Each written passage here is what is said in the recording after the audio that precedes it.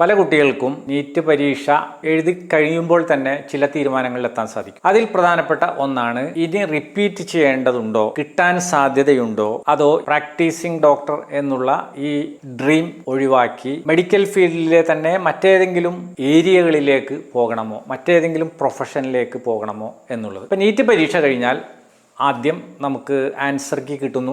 Answer key check ചെയ്തുകൊണ്ട് തന്നെ ഇതിലേതെങ്കിലും ഒരു തീരുമാനത്തിലെത്താൻ കുട്ടികൾക്ക് സാധിക്കും. ഏകദേശം കട്ട് ഓഫിനൊക്കെ താഴെയായി മാർക്ക് സ്കോർ ചെയ്തിട്ടുള്ളവർക്ക് ഒരിക്കൽ കൂടി റിപ്പീറ്റ് ചെയ്യാവുന്നതാണ്. ഒരു വർഷവും കൂടി ശ്രമിച്ചു കഴിഞ്ഞാൽ ഒരു പക്ഷേ അവർക്ക് അവരുദ്ദേശിച്ച ബ്രാഞ്ചുകളിലോ അല്ലെങ്കിൽ അവരുദ്ദേശിച്ച മേഖലകളിലോ, ഇപ്പോൾ മെഡിക്കൽ ഫീൽഡിൽ തന്നെ മോഡേൺ മെഡിസിൻ വരുന്നുണ്ട്, ആയുർവേദ വരുന്നുണ്ട്, ഹോമിയോ വരുന്നുണ്ട്, ഡെൻ്റൽ മേഖല വരുന്നുണ്ട്. അപ്പോൾ ഏതാണോ അവർ ഉദ്ദേശിച്ചത് അതിലേക്ക് എത്താൻ സാധിക്കുമോ ഇല്ലേ എന്ന കാര്യം അവർക്ക് ഏകദേശം ഒരു തീരുമാനത്തിൽ എത്താൻ സാധിക്കുന്നു. റിപ്പീറ്റ് ചെയ്താൽ കിട്ടുമോ ഇല്ലേ എന്നുള്ള കാര്യം. റിപ്പീറ്റ് ചെയ്താൽ കിട്ടുമെങ്കിൽ തീർച്ചയായും റിപ്പീറ്റ് ചെയ്യാവുന്നതാണ്. അത് തന്നെയാണ് ആദ്യമായി എടുക്കേണ്ട തീരുമാനം.